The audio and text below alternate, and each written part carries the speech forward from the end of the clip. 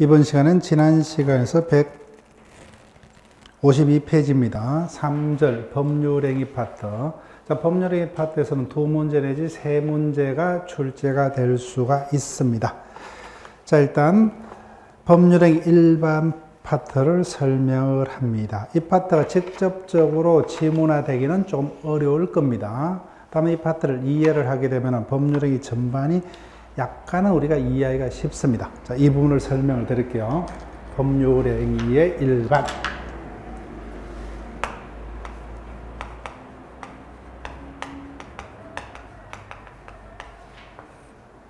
법률행위라 하면은 법률 요건 중 매매 등 자신들이 원하는 대로의 법률 효과를 발생케 하는 매매 등의 원인을 뭐요? 통틀어서 법률 행위다 했다, 그죠? 개개의 법률 행위는 요건 효과가 다 다릅니다. 근데 최소한의 공통점이 자신들이 원하는 대로의 법률 효과가 발생을 합니다. 자, 그럼 여기 볼게요. 갑을 간의 토지 매매가 있었다, 그죠? 즉, 매매는 대표적인 법률 행위 중에 하나입니다. 근데 매도인이 매매 계약을 통해서 원하는 바는 뭐죠?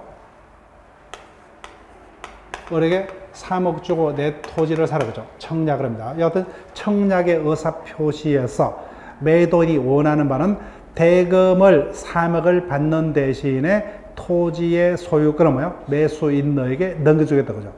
반대로 매수인의 승낙에는 대금을 3억 지급하는 대신에 토지 소유권을 내것을 하겠다. 이것들이 원하는 바다, 그죠?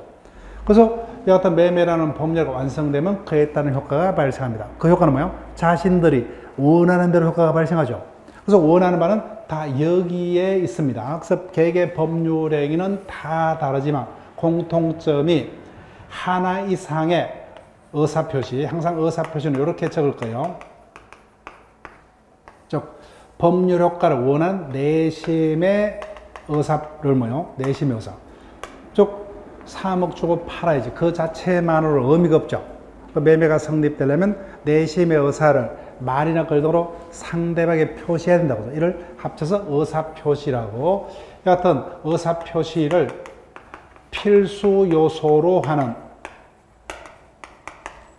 법률 요건을 법률 행위라 합니다. 즉, 법률 행위는 법률 효과를 발생하는 원인 법률 요건에 해당합니다. 근데 문제는 뭐예요? 의사표시 자체가 법률 행위는 아니라는 겁니다. 아니다. 자, 보세요. 청약만으로는 그 효과가 발생을 한다? 안 하죠, 그죠? 즉, 의사표시 자체가 원칙적으로는 법률가 될 수가 없다. 즉, 매매라는 법률가 되려면 매수인의 승낙이란 또 다른 의사표시가 합치가 되어야 합니다. 자, 말로 할게요. 감남과 을녀가 혼인하고자 합니다. 합의만으로 혼인이 성립한다는다? 아니죠, 그죠?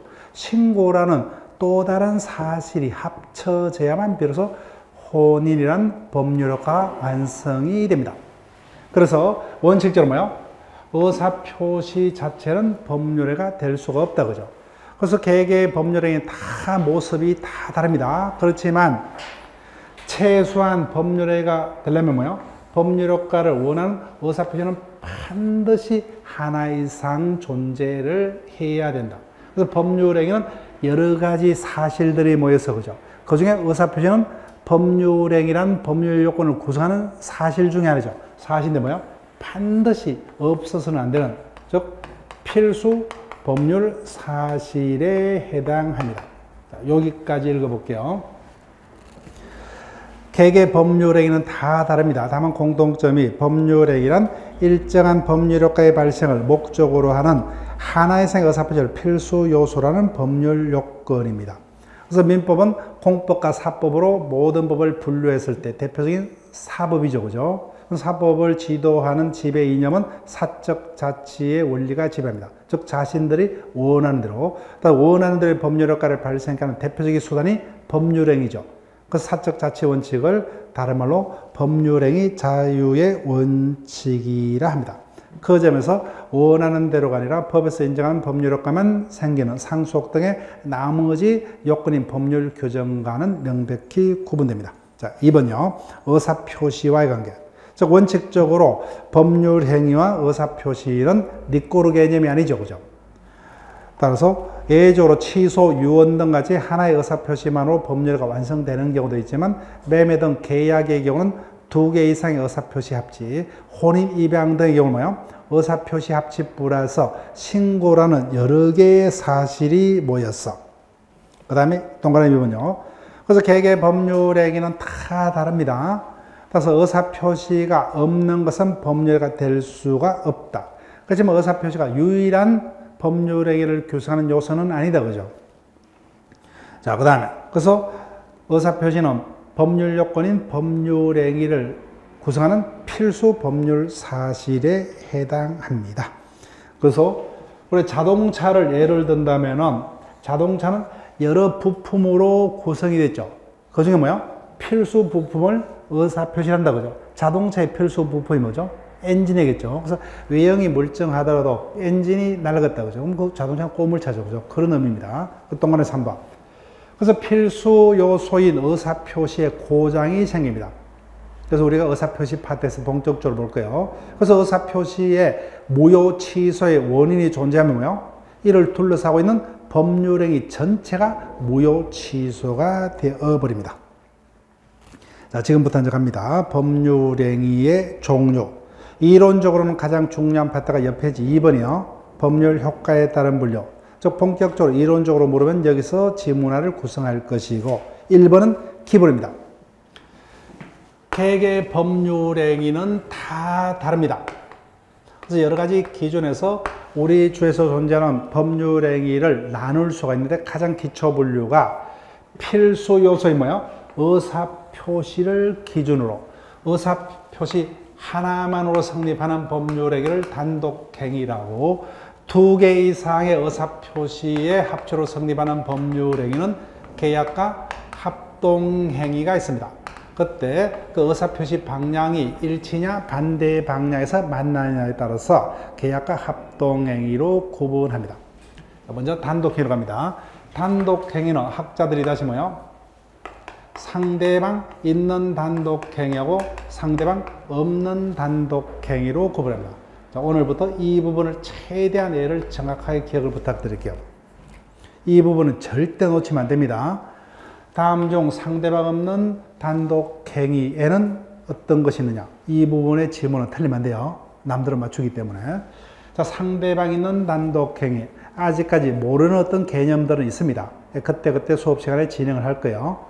그 다음 회차는 이 부분이 쭉 그냥 이렇게 있고요. 우리가 알고 있는 단독행위는 다 여기입니다. 원칙적으로.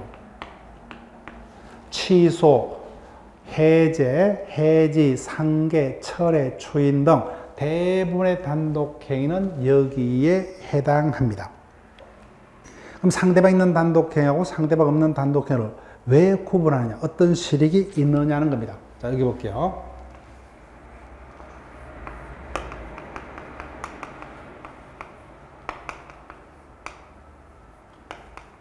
갑이 을에게 1000만원의 채권을 가지고 있습니다. 을이 채무자다. 그죠?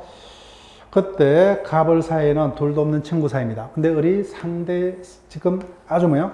곤란한 경제적 사정에 놓여 있다. 그래서 갑이 을에 대해서 가지는 채권을 뭐요? 면제를 하려고 합니다. 그래서 을이 자신에 대해서 부담하고 있는 채무를 면제코자 합니다. 그때 채무를 면제를 하기 위해서 반드시 갑이 을의 동의를 받을 필요가 있다 없다? 없죠. 그죠? 단독으로 채무 면제할 수 있죠. 그런데 문제는 이와 같은 면제 의사를 내심으로만 가지고 있는 것만으로 면제 효과가 발생할 수 있다 없다? 없죠. 그죠? 이와 같은 채무 면제 의사 표시를 뭐예요? 상대방에게 도달을 시켜야 되겠죠. 이와 같은 상대방에게 도달이 돼야만 뭐예요? 그때부터 효력이 발생하는 단독행위를 상대방 있는 단독행위라 합니다. 상대방에게 도달이 돼야 됩니다. 여기에 속하는 것은. 그런데 여기에 속하는 것을 최대한요. 쭉 교과서 보세요. 대표인 게 유언입니다. 유정도 유언의 하나입니다. 자, 개념을 설명드릴게요. 정려는 계약입니다. 계약. 자신의 물건은 뭐예요? 공짜로 타인에게 하나 공짜로 준다 그죠? 이를 정려라고, 정려하는 자를 정려자, 정려받는 자를 뭐야? 수정자. 이와 같은 정려는 정려자와 수정자의 합의, 의사합의로 성립한 계약입니다. 그때 이 같은 정려는 뭐야? 다시 생전 정려와 사인 정려로 나뉩니다. 둘 다 계약이요. 근데 일반적으로 생전 정려이기 때문에 생전자는 생략합니다. 그냥 정려라 합니다. 사인 정려는 가별간에 정려가 있었죠. 근데 그 정려가 언제 혈액이 발생합니까? 정려자가 사망한 때부터 혈액이 생기는 정려를 사인 정려라 합니다. 둘 다 계약이요. 그런데 유언이 한 정려는 뭐예요? 유언자의 단독의 의사표시로 성립하는 정려입니다. 이를 유정. 그건 단독행위요. 그래서 유언, 유정, 교과서 쭉 보세요. 어떤 겁니까? 제일 중요한 게 재단법인 설립행위요. 즉, 내 재산을 장학재단으로 만들 의무가 없죠. 상대방도 따로 존재치 않는다, 그죠? 그래서 재단법인 설립행위가 대표적인 상대방 없는 단독행위고, 그 다음에 뭐요? 소유권 포기, 점유권 포기, 상대방 없는 단독행위입니다. 그 다음에 상속의 포기 성인도 여기에 해당합니다. 즉, 상속의 포기는 뭐예요? 우리가 법원에다가 신고합니다. 그러니까 상대방이 따로 없어요. 이와 같은 것을 상대방이 없는 단독행위랍니다. 자, 왜 상대방이 없느냐? 설명을 드릴게요. 그래서 우리 TV 드라마 등을 보면 재벌회장이 유언한다, 그죠? 근데 자식들을 다 모아두고 유언을 하는 것이 아니라 누구만 불러서요? 변호사만 불러서 유언을 하고 그 유언을 받아 적게 한다, 그죠? 그때 그 유언이 효력을 발생을 하기 위해서 자식들의 상속인에게 그 유언의 사표가 도달될 필요가 있어요, 없어요? 없죠, 그죠? 아무도 모르는 상태입니다. 근데 유언자가 사망하면 뭐예요? 유언서에 적힌 대로 효력이 발생한다, 그죠? 따라서 이와 같은 단독행위를 상대방 없는 단독행위, 즉 상대방 있는 단독행위는 행위자의 의사표시가 뭐예요? 상대방에게 도달돼야 되죠. 근데 상대방 없는 단독행위는 필요 없다, 그죠? 이 같은 단독행위를 상대방 없는 단독행위라 합니다. 그래서 얘를 최대한 기억하시고, 자, 그 다음에 옆에 이제 단독행위 특수한 규율은 뭐 시험에서 안 물을 거예요. 근데 단독행위 느낌만 가져볼게요. 체크하지 마시고. 단독행위도 법률행위이기 때문에 원하는 대로 효과가 발생을 합니다. 누가 원하는 대로? 자기 혼자서 원하는 대로, 그죠? 상대방의 동의가 필요 없죠, 그죠? 그래서 누구에게 불리합니까? 상대방이 불리하죠. 그래서 단독행위는 자유가 아니라 법에서 인정하는 경우에만 원칙적으로 허용됩니다. 그 다음에 계속 체크하지 마세요. 상대방이 불리하기 때문에 더욱더 상대방에게 불리한 조건, 기한 등의 부과는 단독행위는 원칙적으로 허용되지 않습니다. 그 파트에서 봅니다. 자, 계약으로 합니다. 계약. 가벌간에 토지 매매 계약이 있었다, 그죠? 그때 매매 계약이 성립하려면 매도인의 청약과 매수인의 성낙의 의사표시, 2개 이상의 의사표시가 합치가 돼야 되죠. 그때 이 같은 매도인의 청약의 의사표시와 매수인의 성낙의 의사표시가 같은 방향에서 합칩니까? 반대 방향에서 합치요? 반대 방향이다, 그죠? 반대 방향.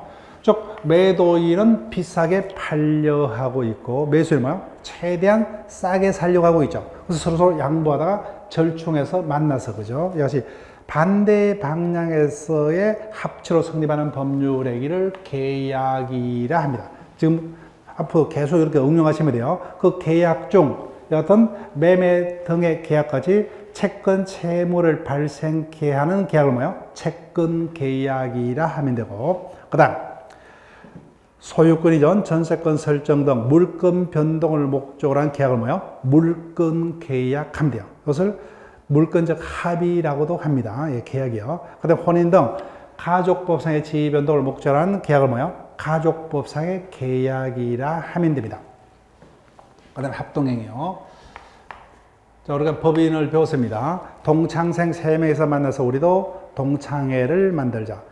2개 이상의 의사표시가 필요하다, 그죠? 근데 그 방향이 계약과 달리 뭐예요? 동창회 설립이란 하나의 공통적인 목적 달성을 위해서 한 방향에서 만들죠. 이와 같이 여러 개의 의사표시가 한 방향에서 만나서 성립하는 법률행위를 합동행위라고 그러고 민법 총칙상으로는 사단법인 설립행위가 여기에 해당합니다. 자, 이 부분을 최대한 정확히 기억하셔야 돼요. 자, 이론적으로 시험 문제가 본격적으로 뜬다면 여기서부터입니다. 법률 효과에 따른 분류. 자, 여기 볼게요. 갑을 간에 토지 매매 계약이 있었습니다. 매매가 한순간에 이루어지는 경우도 있지만 어떤 시차를 두고 완성이 되겠죠. 요 날짜에 갑을 간에 계약을 했습니다. 대금을 3억으로. 그때 일자를 나눠서 그죠. 수차에 걸쳐서 중도금 등을 쭉 지급을 하다가 요 단계에서 마지막으로 잔금과 등기를 막변해서 매매를 완성키로 했다. 우리는 매매가 있었다 이렇게 설명하지만 법적으로 뭐예요? 요 단계에서의 갑을 간의 행위하고 요 단계에서 갑을 간의 행위는 법적 효과가 전혀 다릅니다. 학자도 이렇게 나눠서 설명합니다. 자, 첫 번째 요 단계 행위요. 요 단계 행위를 의무 부담 행위랍니다. 즉 채권 행위가 여기에 해당합니다. 즉 갑을 간의 매매 계약이 있었죠. 매매 계약은 대표적인 법률 행위인데 자신들이 원하는 대로 효과가 발생을 합니다. 근데 이 단계에서는 자신들이 원하는 효과가 달성이 되었다, 아직까지 못 되었다? 못 되었죠. 이자가 원하는 바는 소유권 취득이죠. 아직까지 소유권 취득 못 했죠. 앞으로 약속을 지키자. 약속만 한 단계입니다. 이 단계의 법률 행위를 의무 부담 행위, 즉 당사자의 채권 채무 발생을 목표하는 법률 행위인 채권 행위가 여기에 해당합니다. 따라서 의무 부담 행위가 뭐예요? 원인 행위에 해당합니다. 원행위에. 자, 그럼 어떤 특징이 있느냐? 그래서 자신들이 원하는 소유권 획득 등 뭐예요? 법률 효과가 발생하려면 약속을 지켜야 되겠죠. 따라서 이행에 문제가 남습니다. 그런데 중요한 것은 요거요. 이와 같은 의무 부담 행위는 권한자만이 할 수가 있느냐? 토지가 소유자가 A입니다. 근데 뭐요? 갑이 자신의 소유 토지도 아닌 것을 을에게 매도하는 계약을 체결했다. 이게 가능하냐? 무권한자도 이와 같은 의무 부담행위는 유효하게 할 수가 있다. 569조입니다. 타인권리 매매 계약이요. 자, 569조를 한번 찾아보세요. 569조.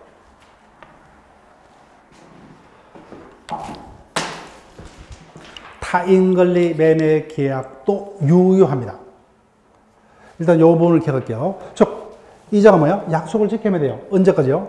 자기 약속한 이 날짜까지 A로부터 뭐예요? 소유권 등을 취득해서 이전하면 자신의 약속을 지킨다 보죠. 그래서 계약 단계에서는 자신의 어떤 소유가 아닌 타인에 속한 이와 같은 권리도 매매 계약의 대상이 유효하게 될 수가 있다. 그래서 이와 같은 의무 부담행위는 권한자만이 아니라 뭐예요? 무권한자도 유효하게 할 수가 있다. 이 부분을 기억을 하셔야 돼요. 자, 그 다음 요 단계 행위입니다. 요 단계는 뭐예요? 종국적으로 갑에게 속했던 토지 소유권이라는 권리가 매수인에게 종국적으로 넘어가죠.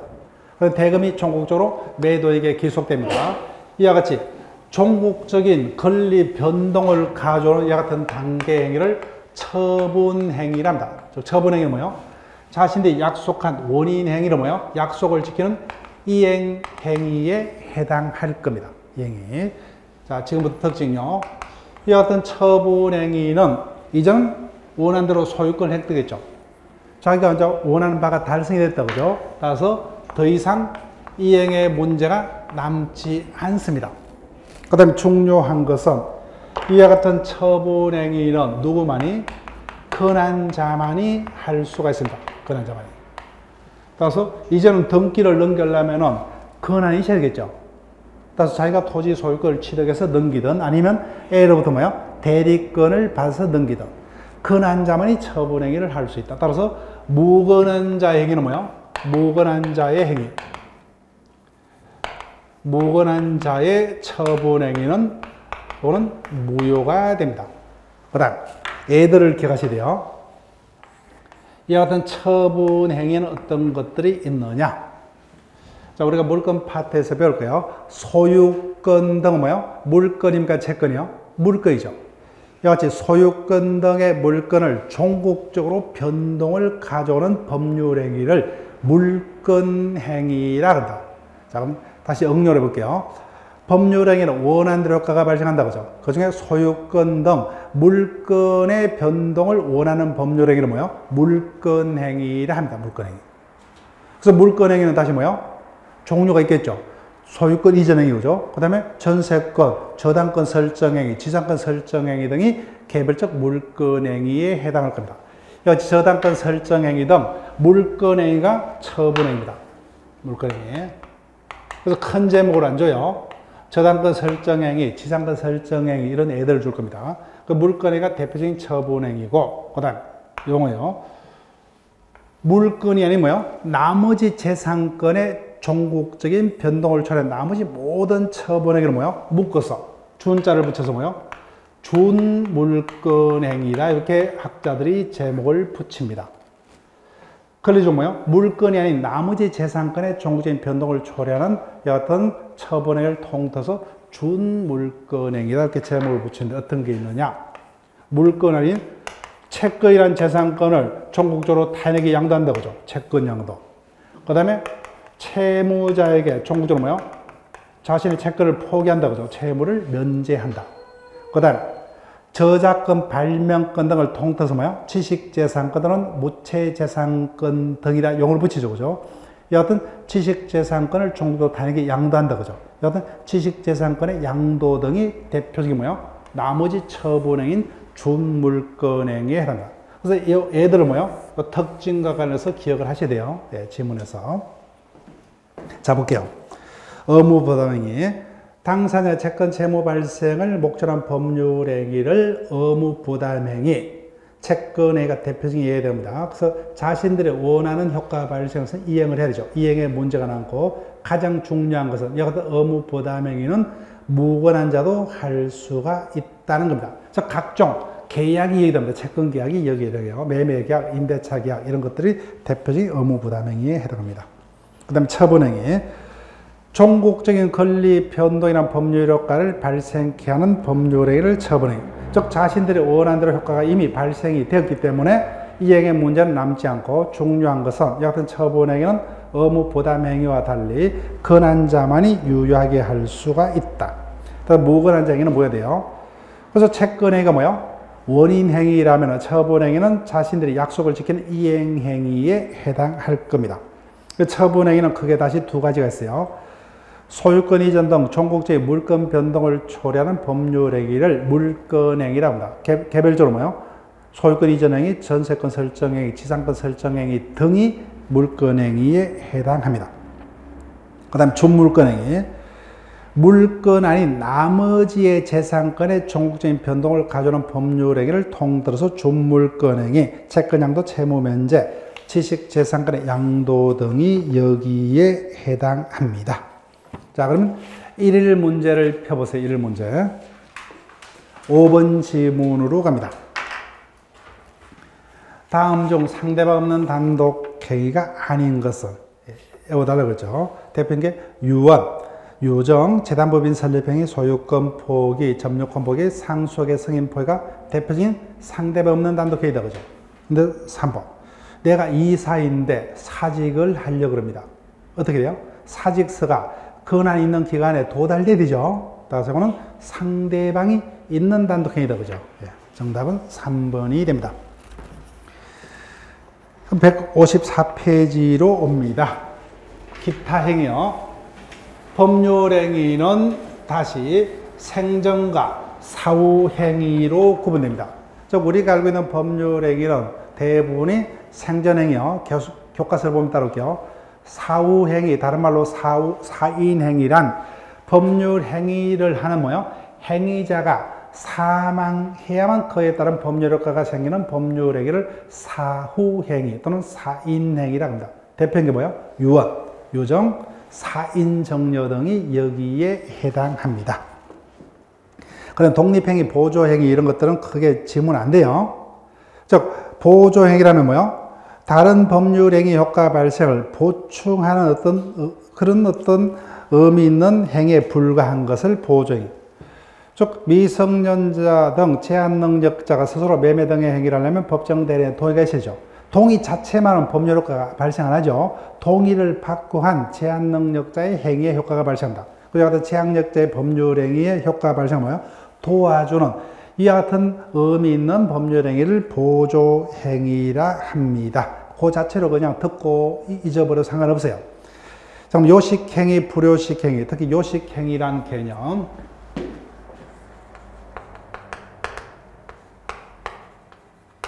요식행위라면 뭐요? 법률행위가 유효하게 성립을 하려면 반드시 법에서 요구하는 일정한 방식을 반드시 구비해야 됩니다. 따라서 그 방식을 구비치 못하면 법률행위 자체가 성립조차 못합니다. 이와 같은 법률행위를 뭐예요? 요식행위라 합니다. 제일 중요한 게 우리가 이미 봤죠. 법인 설립행위요. 사단재단 공이 법인을 설립하려면 법에서 정하는 뭐예요? 일정한 사항을 설립자가 서면인 정관에 기재하고 기명 날인하는 방식을 반드시 지켜야 되죠. 이와 같은 법률행위를 요식행위. 그래서 민법 총칙상으로는 법인 설립행위밖에 없어요. 나머지는 민법상으로는 혼인 등의 신고 등 이반 등의 신고 등 가족법상의 행위가 여기에 된다. 그래서 유언 등은 반드시 법이 정하는 방식을 구별해야 돼요. 그 다음에 거래에 안전한 음수표행위 등에 요구되는 방식, 이런 것들이 요식행위에 해당합니다. 근데 이와 같은 요식행위의 경우는 그 방식을 구비치 못하면 뭐예요? 아예 법률행위 자체가 성립하지 않습니다. 그 다음 불요식행위, 즉 자신들이 원하는 방식대로 법률행위를 할 수가 있는, 나머지를 불요식행위, 즉 법률행위는 자유가 원칙이기 때문에 불요식을 원칙으로 합니다. 그 다음에 주종력. 그래서 우리가 주물종물을 배웠기 때문에 그대로 이해하시면 돼요. 어떤 법률행위가 성립하기 위해서는 다른 법률행위를 논리적 전제로 해야만 성립할 수 있는 법률행위를 종된 행위. 그 논리적 전제가 되는 다른 법률행위는 뭐예요? 주된 행위라 합니다. 즉 저당권 설정 행위가 존재하려면 뭐예요? 저당권에서 담보되는 채권이 필요하겠죠. 자 볼게요. 그래서 소비대차계약, 돈을 빌리는 계약을 소비대차계약이라 한다죠. 금전소비대차계약. 이 어떤 금전소비대차계 채권담보에서 저당권을 설정하겠죠. 그 저당권 설정 행위에 전제가 되는 소비대차계약이 주된 행위가 되고, 그 다음 임대차 계약에서는 보증금을 지급한다 그죠. 보증금 계약이 성립하려면은 당연히 임대차 계약이 논리적 전제가 되야 되죠. 이를 주된 행위라 합니다. 구배라는 실익은 이미 주물종물에서 봤죠 그죠. 종은 주와 법적인 운명을 같이 합니다. 그 다음 유상무상행위요. 내가 내 재산을 상대방에게 출연함으로써 내 재산의 감소를 통해서 상대방의 재산을 증가시키는 이와 같은 법률행위를 출연행위라 합니다. 근데 내 재산을 출연한 이유가 어디 있느냐? 상대방으로 대가적 출연을 받기 때문에 이를 유상행위, 매매 등의 행위가 여기에 해당하고, 내만이 공짜로 재산을 상대방에게 내어놓습니다. 이를 무상행위. 민법상 100% 무상은 두 가지밖에 없어요. 정려는 공짜로 뭐예요? 물건의 소유권을 타방에 이전하는 이와 같은 법률행위를 정려라 그러고, 일정 기간 동안 내 물건은 뭐예요? 공짜로 타인에게 빌려 사용케 하는 이와 같은 법률관계를 사용대차라 합니다. 100% 논리적으로 무상은 두 가지밖에 없어요. 나머지는 유상만이 가능한 것도 있고 뭐요? 유무상이 모두 가능한 것도 있습니다. 이거 채권법에서 설명을 드릴게요. 그 다음 유인 무인행위도 힘 빼도 됩니다. 우리 시험에서는. 즉 내가 등기를 넘겼다 그죠? 왜 갑이 을에게 자신 소유의 토지에 대한 등기를 을에게 넘깁니까? 매매 계약이 있었기 때문에 그죠? 즉 매매 계약이 원인행위고 등기 이전 행위는 뭐예요? 이행행위죠. 근데 원인행위, 매매가 사후에 무효 이미 밝혀졌다. 그러면 원인행위가 무효했을 때 그 원인행위의 이행행위인 후행행위의 법적 운명은 어떻게 될 것이냐. 원행위가 무효가 되면 후행행위도 뭐예요? 영향을 받아서 무효가 된다. 이를 유인이라 합니다. 유인. 원인행위가 무효 등이 되더라도 뭐예요? 거래 안전에서 후행행위에는 법적인 영향을 미치지 않는다. 이를 무인이라고 음수표 행위가 여기에 해당합니다. 그런 정도 개념만 일단 소개만 해드렸습니다. 자, 그럼 밑에 기출 문제를 한번 볼게요. 교과서 문제. 법률에 관한 설명 중 틀린 것은 1번. 유언은 대표 요식행위죠. 그 다음에 매매 계약은 채권 채무 발생을 일으키는 뭐야? 채권 행위에 해당한다. 임대차 계약은 당연히 재산행위 중에 하나다. 그죠? 사용대차 계약은 무상행위 맞죠? 5번. 외워야 되겠죠? 상대방 없는 단독행위, 외워야 됩니다. 재단법인 설립행위는 대표적인 상대방 없는 단독행위에 해당합니다. 자, 법률의 종류, 특히 이론적으로 뭐요? 의무 부담행위하고 처분행위의 애와 그 특징을 연결시킬 수 있어야 됩니다. 상대방 없는 단독행위를 최대한 정확하게 애를 기억하시고, 자, 155페이지로 갑니다. 법률행위 요건 볼게요.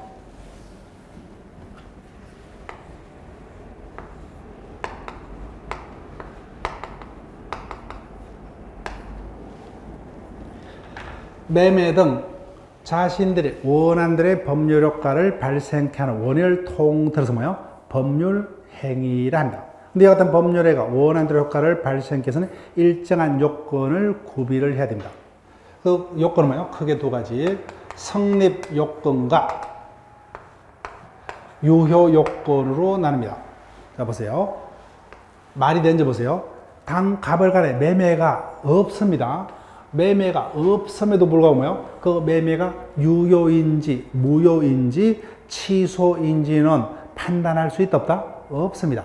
따라서 첫 번째 뭐예요? 그 매매에 따른 효과가 유효하려면 먼저 매매가 존재하고 있어야 됩니다. 이에 필요한 요건은 뭐예요? 성립 요건이라 합니다. 성립 요건. 따라서 매매라는 자체가 뭐예요? 성립조차 못한 거는 요거는 다른 말로 뭐예요? 불성립. 다른 말로 부존재랍니다. 갑을 간의 매매 계약도 없었는데 뭐예요? 그 매매가 유효인지 무효인지 취소할 수 있는지는 판단할 수 없죠. 그죠? 따라서 매매가 유효하게 뭐예요? 법률 효과를 달성하기 위해서는 먼저 매매가 성립하고 있어야 됩니다. 논리적 순서가 법률행위 자체가 존재하고 있어야 된다. 그래서 법률행위가 존재하기 위한 최소한의 외형적 요건을 성립 요건이라 합니다. 자, 지금부터요. 법률행위는 무수한 것들이 있죠. 그죠? 그때 모든 법률행위의 공통적인 성립 요건을 일반적 성립 요건이라 합니다. 첫 번째, 매매가 성립하려면 매도인, 매수인이 필요하죠. 임대차가 성립하려면 임대인, 임차인이 필요합니다. 이를 한마디로 하면 뭐예요? 법률행위의 당사자가 존재해야 된다. 두 번째, 법률행위는 자신들이 원하는 대로의 법률효과가 발생하죠. 그죠? 즉, 법률행위를 통해서 달성코자 하는 법률효과인 목적이 존재해야 됩니다. 그 다음에 마지막이 뭐예요? 법률효과를 원하는 하나 이상의 의사표시가 반드시 존재를 해야 된다. 그래서 이런 것들이 뭐예요? 헌결되면 아예 법률행위 자체가 없는 겁니다. 그때는 유효, 무효의 문제는 생길 수 없다. 그죠? 즉, 대부분의 법률행위는 여기까지만 그 요건이 구비하면 일단은 성립은 합니다. 그런데 일정한 개별적 법률행위는 일반적 성립 요건이 뭐예요? 추가해서 그 법률가 성립하려면 다시 더 법에서 특별히 요구되는 성립 요건이 있다. 이런 뭐예요? 특별 성립 요건 또는 다른 말로 뭐예요? 개별 성립 요건이 한다. 그럼 교과서로서 누르로만 일단 쭉 우리가 익숙해지도록 노력할게요. 자, 성립 요건으로 갑니다. 총설요. 법률행위가 효과 발생에선 일정한 요건이 구비가 돼야 됩니다. 근데 논리적 순서로서 뭐예요? 먼저 성립의 문제를 통과해야 돼요. 근데 성립에 따라서 다 원하는 대로 효과가 발생하는 것은 아닙니다. 성립한 법률에 다시 효력 발생에 필요한 효력 요건을 구비해야 됩니다. 그 셋째 줄. 처음부터 뭐예요? 법률의 자체가 성립조차 못했다. 그죠? 그때는 아무 문제가 없습니다. 근데 성립했지만 유효 요건을 구비하지 못했다. 그죠? 그때는 성립했지만 그 법률행위는 원하는 대로가 아니라 무효 아니면 취소의 문제가 됩니다. 즉, 자기가 원하는 대로 효과는 발생치 않습니다. 자, 성립 요건 갑니다. 매매 등 모든 법률의 공통적인 성립 요건, 일반적 성립 요건, 당사자, 목적, 의사표시가 반드시 존재해야 됩니다. 쌍거리 1번요. 일반적 성립 요건에 추가해서 개별적 법률행위, 법이 다시 더 추가적으로 요구하는 성립의 요건을 특별 또는 개별 성립 요건이라 합니다. 자, 동그라미 1번. 부동산 물건이 변동되려면 뭐요? 부동산 물건 변동 합의법이라서 뭐요? 등기가 필요하죠. 동사이라면 인도가 필요합니다. 그래서 물건 변동에 필요한 등기나 인도. 근데 요물계약을 우리가 채권법에서 계약을 용어를 설명드립니다. 즉 요물계약은 당사자의 합의만으로 계약이 성립할 수 없고 합의 플러스 물건의 인도 등 다른 어떤 요소가 다른 요소가 뭐요? 구비되어야만 성립하는 계약을 요물계약이라 합니다. 대표적인 게 계약권 계약이 여기에 합니다. 따라서 계약권 계약이 성립하려면 합의 플러스 뭐요? 현실적으로 계약금의 지급이 있어야 합니다. 그다음에 혼인 등의 가족법 상행위가 성립하려면 합의만으로 부족하죠. 신고가 있어야만 비로소 성립합니다. 따라서 남녀가 부모님 등을 모시고 결혼식을 거행했더라도 뭐요? 아직까지 혼인 신고가 없었습니다. 그럼 혼인이 있었다 없었다? 혼인이 없었답니다. 혼인 자체가 존재하지 않습니다. 불성립요. 그 다음 음수표 등에 의해서 일정한 법이 이용하는 방식, 그 다음에 유언 등의 방식, 그 다음에 법인 설립 시에 뭐요? 주무관체 설립 허가 등이 특별 성립 요건에 해당합니다. 그래서 이 부분을 일단 자주 눈으로 확인을 부탁드릴게요. 자, 그러면 일단 성립했어요. 성립한 법률행위가 다시 효력 발생에서 필요한 요건을 유효요건, 유효요건은 다시 모든 법률행위에 공통적으로 필요한 요건을 일반적 유효요건. 일단은 매매의 경우는 뭐예요? 매도인과 매수인, 즉 당사자가 있으면 성립할 수 있죠. 근데 유의하려면 뭐예요? 그 당사자가 능력 잘 알아야 됩니다. 자, 이 부분은 이미 우리가 배웠습니다. 자인인 파트에서. 능력에는 권리 능력도 있고 뭐요? 의사 능력도 있고 행위 능력도 있었다 그죠? 자, 매도인과 매수인이 존재합니다. 근데 매도인이 보니까 뭐요? 강아지입니다. 강아지는 권리 능력이 있어요, 없어요? 없죠, 그죠? 갑이 매매계약 체결 당시에 의사 능력이 없었어요. 만취 상태. 그럼 여하튼 당사자에게 권리 능력, 의사 능력이 없었다면 매매는 있었지만 그 매매는 뭐요? 처음부터 효과가 발생할 수 없죠. 무효가 됩니다. 그래서 당사자에게 같은 능력이 헌결되면 법률행위는 성립했지만 무효가 되고, 그다음 미성년자 등 제한 능력자 행위는 뭐요? 일단은 유효하되 취소할 수가 있죠, 그죠? 그래서 완벽하게 유효하려면 이 같은 능력이 모두 구비가 돼야 됩니다. 그래서 이 같은 능력이 헌결되면 매매라는 법률에는 성립했지만 무효 아니면 취소가 됩니다. 이 부분 이미 우리가 자인인 파트에서 배웠어요. 법률행위 파트부터는 이 부분부터 이제 본격적으로 진행이 됩니다. 법률행위는 자신들이 원하는 대로의 법률 효과가 발생하는 법률 요건을 법률행위라 했다 그죠? 법률행위를 통해서 자신들이 달성하는 법률 효과를 목적이라 합니다. 목적. 그래서 자신들의 원하는 대로 효과를 발생케 하려면은 그 목적이 뭐예요? 확정이 될 수가 있어야 되고, 두 번째 뭐예요? 확정된 그 목적이 실현이 가능해야 되고, 그 다음에 그 목적이 개별 강행법규에 위배되지 않는 적법성을 가지게 되고, 마지막에 국민들의 선량한 윤리 감정에 위배되지 않는 사회적 타당성이 있어야 됩니다. 그래서 그 목적을 처음부터 뭐예요? 확정할 수 없거나, 확정이 됐더라도 뭐예요? 그 실현이 불가능하거나, 그 목적이 강행법규에 위배되거나 또는 국민들의 윤리 감정에 위배해서 타당성이 없는 경우는 뭐예요? 법률에는 성립했지만 무효가 됩니다. 자, 이 부분부터 이제 본격적으로 우리가 다룰 겁니다. 그 다음에 마지막이 뭐예요? 의사표시입니다. 의사표시만 있으면 법률에 성립한다, 그죠? 근데 그 법률가 유효하려면 의사와 표시가 일치해야 돼요. 근데 의사 표시가 일치해야 됩니다. 갑이 자신의 토지를 뭐예요? 을에게 3억을 바꿔서 팔고자 합니다. 이자가 내심으로 원하는 바는 뭐예요? 3억을 받는 대신에 소유권을 매수인에게 넘겼다 그죠. 그런데 청약서를 통해서 청약호자인데 3천으로 팔겠다. 이렇게 잘못 표시가 됐어요. 내심의 의사하고 표시가 불일치한다 그죠. 그때는 원하는 효과가 발생을 할 수가 없어요. 그 다음 의사와 표시는 일치하더라도 뭐요? 그 의사 표시에 하자가 없어야 돼요. 즉 내 토지를 누구에게 얼마를 받고 팔 것이냐. 이 같은 의사 표시는 뭐요? 의사 표시를 하는 자를 표의자랍니다. 표의자. 표의자가 누구의 방해도 받지 않고 뭐요? 자기가 의사를 자유롭게 결정해서 표시가 돼야 된다 그죠. 근데 이와 같은 자유롭게 표시될 의사 표시가 타인으로부터 부당한 방해를 받다. 이를 하자 있다 그러고 사기 강박의 의사 표시가 얘기됩니다. 그럼 뭐요? 완벽한 효과는 안 됩니다.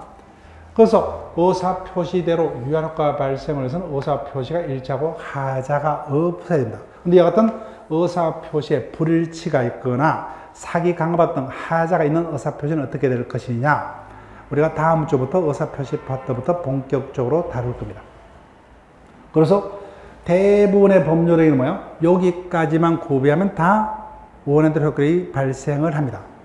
이와 같은 요건이 헌결되면 뭐예요? 성립은 했지만 무효 아니면 취소의 문제가 생깁니다. 그 다음 그래서 대부분의 법률에 여기까지만 구비되면 효력이 발생해요. 그런데 일정한 법률행위는 일반적 효력 요건에 추가해서 뭐예요? 효력 발생을 해서 다시 법에서 요구하는 요건이 있습니다. 이를 특별 효력 요건이라 합니다. 또는 개별 효력 요건. 이 교과서를 보시고 그대로 따르시면 돼요. 자, 특별 효력 요건 볼게요. 넘기시면 156페이지. 개개 법률행위에서 효력 발생해서 법에서 더 요구하는 요건입니다. 타인의 대리인으로서 대리행위를 했다고 그죠. 근데 그 대리가 유효하려면 대리인에게 대리권이란 권리가 있어야 되죠. 대리권도 없이 행위를 했죠. 그때 무효가 된다고 그죠. 대리권이 있었다면 원하는 효과가 발생하죠. 그래서 효과 발생을 한 요건 맞죠. 그래서 특별 효력 요건. 그 다음 조건부 기한부 법률 아직 몰라요. 조건부 기한부 법률에가 효과 발생해서 조건의 성취 기한의 도래가 있어야 된다. 따라서 효력의 발생에 필요한 요건이기 때문에 특별 효력 요건. 세 번째 유언 등이 효력을 발생하려면 행위자가 사망을 해야 되죠. 그죠? 효력 발생에 필요한 요건이기 때문에 특별 효력 요건. 마지막에 토지 거래 허가 구역에서 거래가 효력을 발생하려면 관할관청에 허가가 있어야 되죠. 허가 없이 한 거래 계약은 무효입니다. 그래서 효력 요건이죠. 그 특별 효력 요건입니다. 자, 그러면 어떻게 되느냐? 이 부분이 만약에 본격적으로 출제되면 쉽지 않습니다. 근데 우리가 뭐요? 반드시 일반적 성립 요건은 당연히 기억을 해야 되죠. 그 다음에 유효권도 뭐요? 일반적 유효권은 우리가 계속해서 배우니까 당연히 기억을 해야 돼요. 근데 특별 효력 요건은 충분히 이해를 통해서 여기다가 포섭시킬 수 있죠. 그죠? 그러면 나머지 뭐요? 우리가 계속 자주 봤던 것을 다 어디로요? 여기에 포섭을 시키는 식으로 계속 연습하시면 돼요. 연습. 즉 여기에 해당하는 것들을 물을 겁니다. 여기에 해당하는 것들을. 쉽진 않습니다. 자, 그러면 기출 문제를 볼게요. 교과서 문제. 법률행위 성립의 요건에 해당하는 것은 1번. 자, 1번을 보지 마시고 2번부터 볼게요. 대리인의 대리행위가 유효하려면 대리인에게 대리권이 존재해야 되죠. 효력 요건 맞죠? 그죠? 그 중에 특별 효력 요건이요. 당사자에게 이와 같은 능력이 있을 거죠. 뭡니까? 일반적 효력 요건이죠. 그 다음, 조건부행위에서 조건이 성취될 것. 특별 효력 요건 맞다. 그죠? 네, 마지막에 토지 거래 허가 구역에서 토지 거래하는 관할관청의 허가. 그러면 효력이 발생하죠. 효력 요건 맞죠? 그럼 정답은 나머지 1번. 이게 성립입니다. 계약권, 계약 등 합의만으로 계약이 성립할 수 없고 물건의 인도 등 다른 어떤 부가적 요소가 구비되어야만 성립하는 계약을 요물계약이라 한다. 그래서 계약권 계약이 대표적인데 계약권 계약은 합의만으로 부족하고 뭐요? 계약금을 현실적으로 지급해야 되겠죠. 그래야만 비로소 계약권 계약이 뭐요? 성립한다 그죠?